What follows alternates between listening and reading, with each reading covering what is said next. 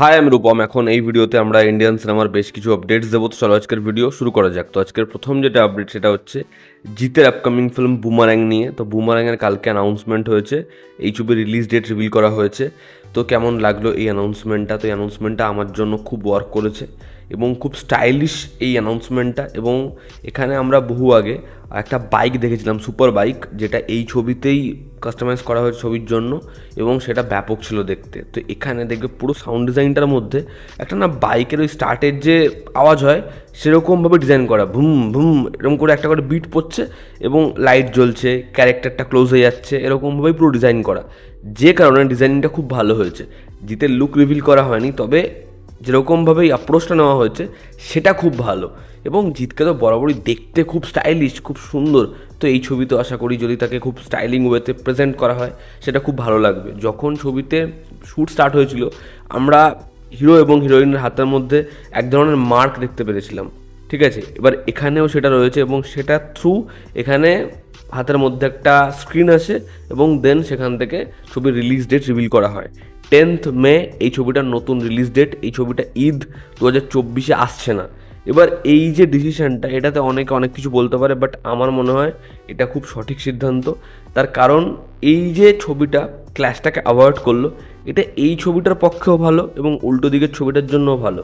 একেই বড়ে মিয়া ছোটে মিয়া আসবে, সেই ছবিটার একটা ভালো হাইপ থাকবে। তার মধ্যে মির্জা, সেই ছবিটার একটা হাইপ আছে এবং আমার মনে হয় এরকম যখন একটা বড় বড় ছবি আসবে, মির্জা, খাদান, এই ছবিগুলোর না সোলো রিলিজের দরকার।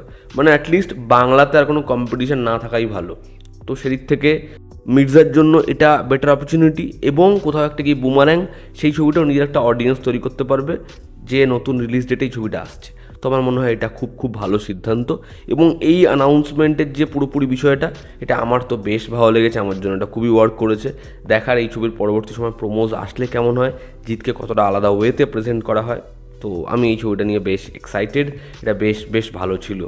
আমরা যদি পরবর্তী আপডেটে আসি, দেখুন আমরা কয়েকদিন আগে একটা আপডেট দিই, যে আপডেটটায় অনেকেই খুব এক্সাইটেড হয়ে যায়, যে একটা সাইকো ফিল্ম আসছে, একটা সাইকো ক্যারেক্টারের ওপর বেস করা ছবি আসছে এবং এই ছবিটা প্রডিউস করবে রোহিত শেট্টি এবং ছবিটা ডিরেক্ট করবে মোহিত সুরি। আর ছবিতে মুখ্য চরিত্র অভিনয় করবে অক্ষয় কুমার।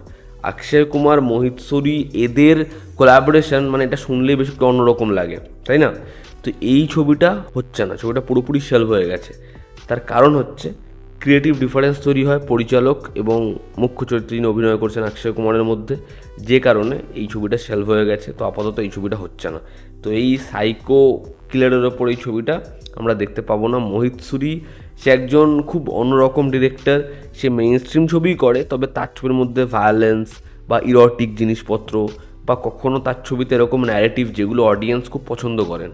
কিন্তু অক্ষয় কুমার তাকে ট্রাস্ট করতে পারলো না। বাট আমার মনে হয় যদি সে মোহিত সুরিকে ট্রাস্ট করতো বা তার ক্রিয়েটিভিটির ওপর বিশ্বাস রাখতো, মোহিত সুরি কিছু ভালো কিছুই তাকে উপহার দিত। যাই হোক, এই ছবিটা আর হচ্ছে না। গতকাল খাদান ছবির শুভ মুহূর্ত হয়ে গেছে এবং এই ছবির কাজ আগামীকাল থেকে শুরু হবে। আমরা আগের দিনের আপডেটে বলছিলাম যে যিশু সেনগুপ্তর পোর্শনটা আগে শ্যুট হবে, তার কারণ সিসিএলের জন্য সে ব্যস্ত হয়ে পড়বে।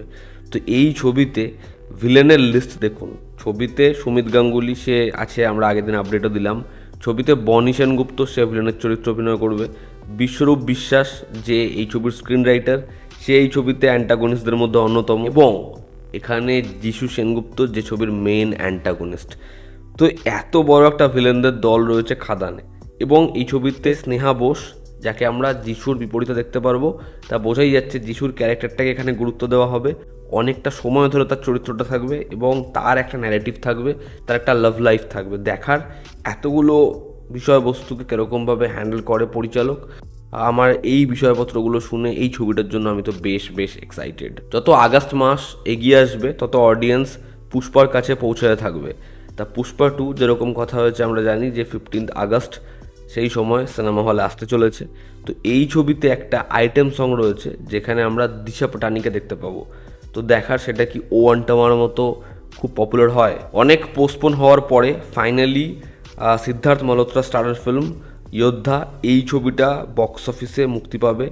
এই ছবিটার টিজার আসছে 19 ফেব্রুয়ারি এবং আজকে তারা একটা পোস্টার ড্রপ করেছে এই ছবির, যেই পোস্টারটা আমরা পুরোপুরিভাবে দেখতে পাচ্ছি না, কারণ এই পোস্টারটা তারা জাস্ট ইন্টারনেটে ড্রপ করেনি।